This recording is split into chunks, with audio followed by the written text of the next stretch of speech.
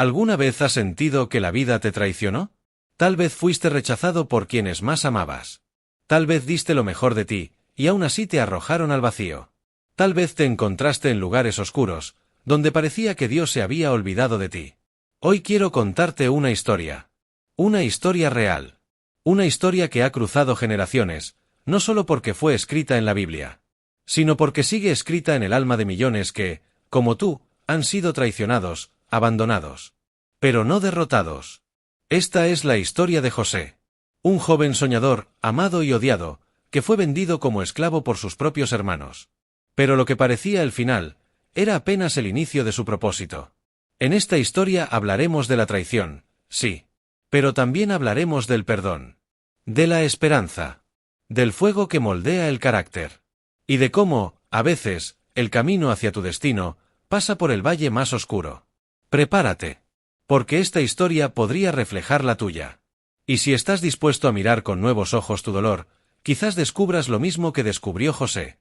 Que todo, absolutamente todo, incluso lo más injusto, puede convertirse en bendición. José, la traición que se convirtió en bendición. Comencemos. ¿Qué ocurre cuando el brillo de un alma provoca sombras en quienes lo rodean? ¿Qué pasa cuando el simple hecho de tener un propósito se convierte en una amenaza para los que dicen amarte? José era el hijo número 11 de Jacob. Pero no era uno más. Era el hijo de la vejez, el hijo del amor verdadero. El único nacido de Raquel, la mujer que Jacob amó desde el primer día. Y eso se notaba. Mientras los demás trabajaban bajo el sol, José caminaba con una túnica de colores que su padre le había regalado. Una túnica especial. Una señal silenciosa de favoritismo, sí, pero también de promesa. Desde pequeño, José mostraba una sensibilidad diferente. Observaba más allá de lo que se veía. Soñaba despierto. Y en las noches, sus sueños lo llevaban a lugares que ni él entendía. Pero la inocencia no lo salvó del rechazo. Sus hermanos lo miraban con recelo. Cada palabra suya parecía una ofensa. Cada gesto de afecto de su padre, una herida más en su orgullo. Hasta que un día, José cometió el error de compartir sus sueños. «Escuchad este sueño que he tenido», les dijo. «Estábamos atando manojos en el campo, y mi manojo se levantaba y se mantenía derecho, mientras que vuestros manojos lo rodeaban y se inclinaban ante él». Sus hermanos se miraron con furia contenida. ¿Acaso este niño pretendía gobernarlos? Pero José no se detuvo allí. Días después, compartió otro sueño. «Soñé que el sol, la luna y 11 estrellas se inclinaban ante mí». Incluso Jacob lo reprendió suavemente. Pero guardó esas palabras en su corazón. Él sabía que algo había en ese niño. Algo que iba más allá de lo terrenal. La semilla del odio había sido regada. Los hermanos no podían tolerarlo más. Para ellos, José no era un hermano, era un símbolo de todo lo que ellos no eran. Cada vez que lo veían, recordaban su frustración, su falta de reconocimiento, su lugar relegado. Hasta que un día, la oportunidad se presentó. Jacob envió a José a buscar a sus hermanos al campo. Solo. Vestido con su túnica de colores. Con la inocencia de quien aún cree que el amor siempre es suficiente. Ellos lo vieron venir desde lejos. Y algo se quebró. Ahí viene el soñador. Matémoslo. Y veamos qué pasa con sus sueños. No era solo odio. Era rabia contenida. Dolor no expresado. Y José, era el blanco perfecto. Pero Rubén, el mayor, intercedió. No lo matemos. Solo arrojémoslo en esta cisterna. Planeaba rescatarlo más tarde. Así que, cuando José llegó, sonriente, inocente, fue recibido con empujones, golpes y burlas. Le arrancaron la túnica que tanto los irritaba. Y lo arrojaron al pozo. Vacío. Oscuro. Frío como la traición. Silencio. La tierra había tragado al soñador. José gritaba. Suplicaba. Pero sus voces no respondían. Solo se escuchaban las risas de los que, alguna vez, llamó hermanos. Después, vieron pasar una caravana de ismaelitas. Comerciantes rumbo a Egipto. Y en un acto cobarde, lo vendieron como un objeto. 20 piezas de plata. El precio de un hermano. El precio de un sueño que incomodaba. Ese día, José fue encadenado y llevado lejos de todo lo que conocía. Pero ese mismo día, algo más comenzaba. No lo sabía. No lo sentía. Pero el cielo ya había activado un plan. Uno que tomaría años. Dolor. Soledad. Pero también, propósito. Mientras tanto, sus hermanos tomaron la túnica de colores, la mancharon con sangre de cabra, y la llevaron a Jacob. El padre, al verla, cayó en agonía. Una fiera lo devoró. El luto llenó la casa. Pero no sabían que, en algún lugar de Egipto, un joven caminaba entre cadenas y promesas invisibles. ¿Te han arrojado al pozo alguna vez? ¿Te han traicionado quienes debían cuidarte? Cuando todo parece perderse, no siempre es el fin. Tal vez, como José, estás a punto de comenzar el camino hacia algo que aún no puedes imaginar. De esclavo a prisionero, la forja del carácter.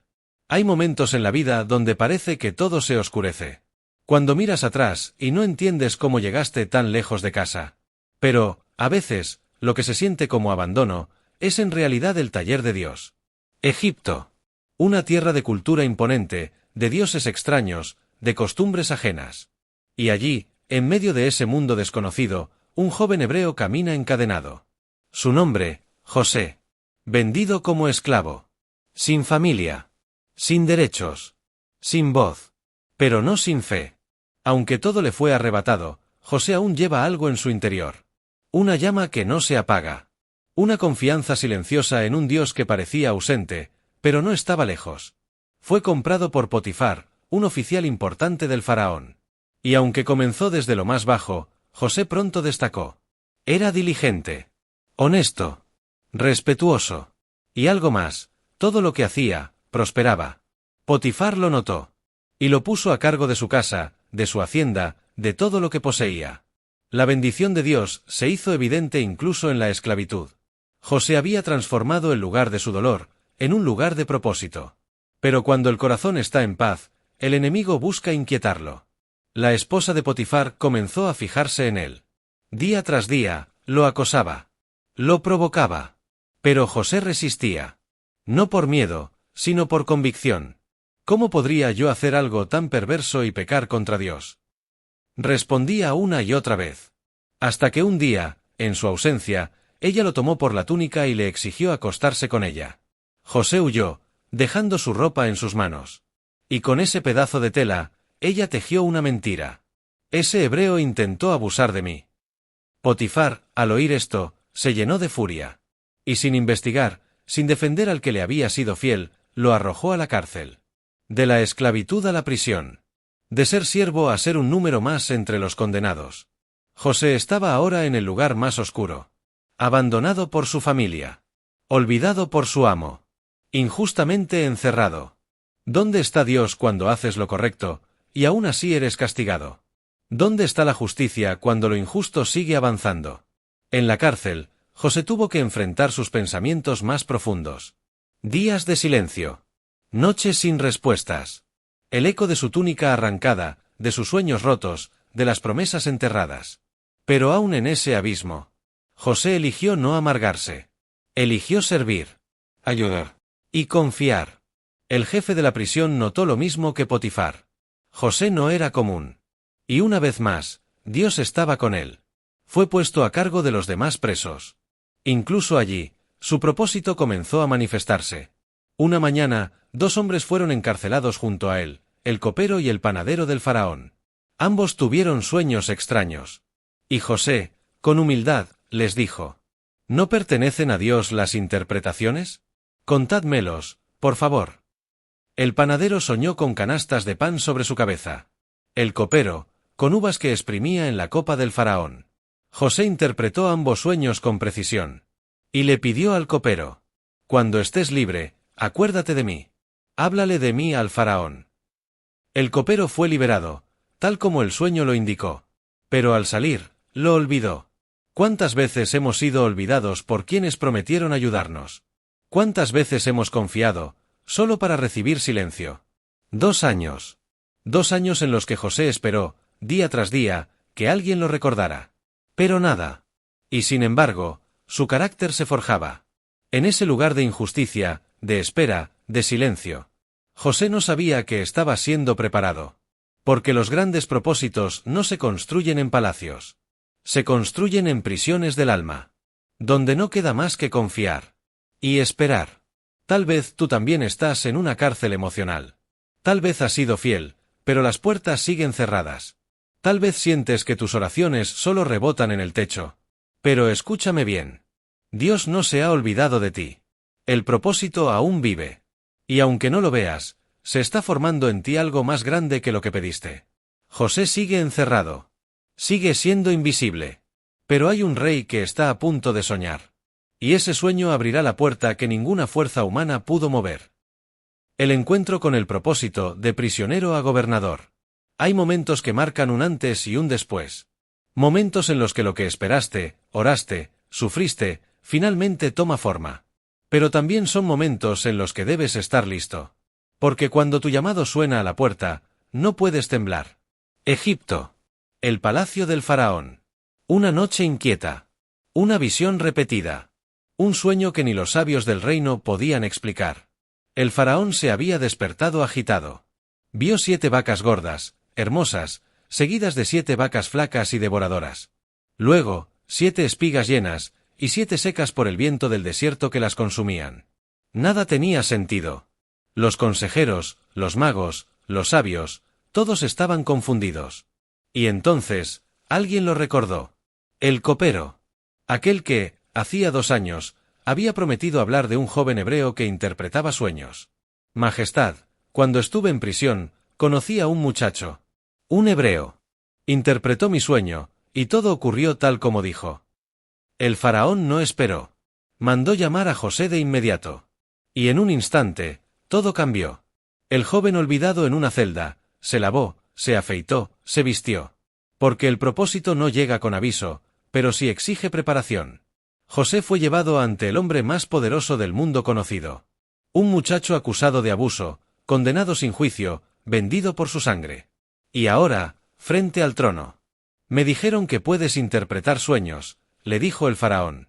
José no se atribuyó el mérito. No está en mí, pero Dios dará al faraón una respuesta favorable. El faraón relató sus sueños. Y José, con calma, los interpretó. Ambos sueños significan lo mismo. Vendrán 7 años de abundancia, seguidos por 7 años de hambre devastadora. Dios te ha mostrado lo que está por venir. Y debes prepararte. Pero no solo dio la interpretación, también propuso un plan. Busca a un hombre sabio. Alguien que administre con orden, que recoja alimentos durante los años buenos, para que Egipto no perezca en los malos. Todos miraban al faraón. Y él, tras un momento de reflexión, dijo: «Podremos hallar a otro como este, en quien esté el Espíritu de Dios». Entonces, en un giro inesperado, el esclavo se convirtió en príncipe. «Desde hoy estarás sobre mi casa. Solo yo, en el trono, seré mayor que tú. Yo te nombro gobernador de todo Egipto». El que fue traicionado, ahora es exaltado. El que fue encadenado, ahora gobierna. Porque el propósito de Dios nunca se pierde. Solo se transforma en proceso. José recibió vestiduras reales. Un anillo del rey. Un nuevo nombre. Y una esposa egipcia. De la prisión al palacio, en un solo día. Pero ese día no llegó de la nada. Fue sembrado en lágrimas. Regado con fidelidad. Y cosechado con humildad. Durante los 7 años de abundancia, José trabajó sin descanso. Almacenó, organizó, planeó. Sabía que lo difícil vendría. Y cuando la hambruna golpeó, no solo Egipto fue sacudido. Toda la región vino a sus puertas. Incluidos aquellos que lo habían vendido. Los años pasaron. Pero hay heridas que no sanan sin enfrentarlas. Y hay reencuentros que el alma teme, pero el propósito necesita. Desde Canaán, una familia famélica buscaba alimento. Jacob, ya envejecido, envió a sus hijos a Egipto. Todos, menos Benjamín, el menor. Y cuando llegaron al palacio del gobernador, no lo reconocieron. ¿Cómo podrían hacerlo? El adolescente hebreo era ahora un hombre egipcio. Vestido con autoridad. Hablando otro idioma. Pero con el mismo corazón. José los vio. Y su mundo se detuvo. ¿Qué harías tú, si de pronto se presentan frente a ti quienes te traicionaron? Si quienes destruyeron tu vida ahora dependen de tu ayuda para sobrevivir. José no los reveló su identidad. No por venganza, sino por sabiduría. Los puso a prueba. Les habló con severidad. Les pidió que trajeran a su hermano menor. Y los mantuvo bajo presión, buscando ver si su corazón había cambiado. El perdón no siempre llega de golpe. A veces necesita pruebas. Necesita mirar al pasado a los ojos, y preguntarse si vale más la justicia o la misericordia. José, aunque poderoso, estaba herido. Aún tenía preguntas sin respuesta. Aún tenía lágrimas que no había llorado. Pero el momento de enfrentarlo estaba cada vez más cerca. El joven que fue despreciado ahora sostiene el destino de quienes lo traicionaron. Y el fuego del pasado aún arde en su pecho. Pero el propósito no es solo gobernar. Es sanar. El regreso del dolor y la redención del corazón. ¿Y si tu mayor dolor fuera también el camino hacia tu mayor sanación? ¿Y si el mismo rostro que te traicionó necesitara ahora de tu compasión? Los hermanos de José regresaron a Egipto por segunda vez. Esta vez, con Benjamín, el hermano menor. El hijo de Raquel. Su único vínculo de sangre pura. Su reflejo. Su herida más profunda. Cuando José lo vio, algo se quebró dentro de él. Lo invitó a su mesa. Lo trató con ternura. Pero aún no podía revelarse. Había un proceso que debía completarse. José ideó una última prueba. Ordenó colocar su copa de plata en la bolsa de Benjamín, como si él la hubiera robado. Y cuando los detuvo en el camino, simuló enojo y exigió que Benjamín quedara como esclavo. Era una escena repetida. Otro hijo de Raquel, otra vez al borde de ser arrancado. Pero esta vez, algo fue diferente. Judá, el mismo que años atrás propuso vender a José, dio un paso al frente. Y dijo algo impensable. Tómame a mí como esclavo en lugar del muchacho. Mi padre no sobreviviría si lo pierde también. José escuchó, y no pudo más. Lloró. Frente a todos. Lloró como no había llorado en años. Yo soy José. Gritó con la voz quebrada. ¿Vive aún mi padre? Silencio. Shock. Culpa. Vergüenza. Miedo. Sus hermanos no podían creerlo. El que estaba ante ellos, con poder y gloria, era el mismo joven que arrojaron al pozo. El mismo que vendieron por monedas. No tengan miedo, les dijo. No me enviaron ustedes aquí. Fue Dios. Él me envió delante de ustedes para preservar vida. Y en ese momento, el ciclo se cerró. El dolor encontró redención. La traición encontró perdón. La herida se convirtió en puente. José abrazó a cada uno de ellos. Lloró con ellos. Los reconectó con el Padre. Y con una ternura solo posible en corazones sanados, los restauró como familia. Jacob, al saber que José vivía, no lo podía creer. Sus ojos se llenaron de lágrimas. Su alma, de esperanza. Y emprendió el viaje. Viejo, cansado, pero con una llama encendida. El hijo que creía muerto, estaba vivo. El reencuentro fue más que emotivo. Fue sagrado. Un padre abrazando al hijo resucitado. Un hijo recibiendo el cierre que su corazón anhelaba. Y así, José terminó sosteniendo no solo a Egipto, sino a toda su familia. Aquellos que lo hundieron, ahora eran levantados por él. José entendió que todo tenía sentido. Que los pozos, las prisiones, los silencios, las esperas, las traiciones, no lo destruyeron. Lo formaron. Porque donde el ego hubiera buscado venganza, el corazón guiado por propósito eligió perdonar. Tal vez tú también has sido herido por los tuyos. Tal vez cargaste culpas, dolores, traiciones. Y te preguntas, ¿por qué? Pero escucha bien. Todo lo que viviste puede tener propósito. No fuiste enterrado. Fuiste sembrado. Como José, lo que parecía el final era solo el comienzo de algo más grande. El lugar de tu dolor puede ser el mismo lugar donde brote la vida. Y lo que otros usaron para destruirte, Dios lo puede usar para levantarte. Tú pensaste hacerme mal. Pero Dios lo transformó en bien. Para preservar la vida de muchos. Génesis 50, 20. Gracias por acompañarnos en esta historia. Una historia de traición, que terminó en bendición. Si estás en un valle, recuerda. Lo que hoy no entiendes, mañana puede ser tu mayor testimonio. Nos vemos en el próximo episodio de Colección de Sabiduría. Suscríbete, comparte, y mantén tu corazón abierto. Porque las historias que sanan, apenas comienzan.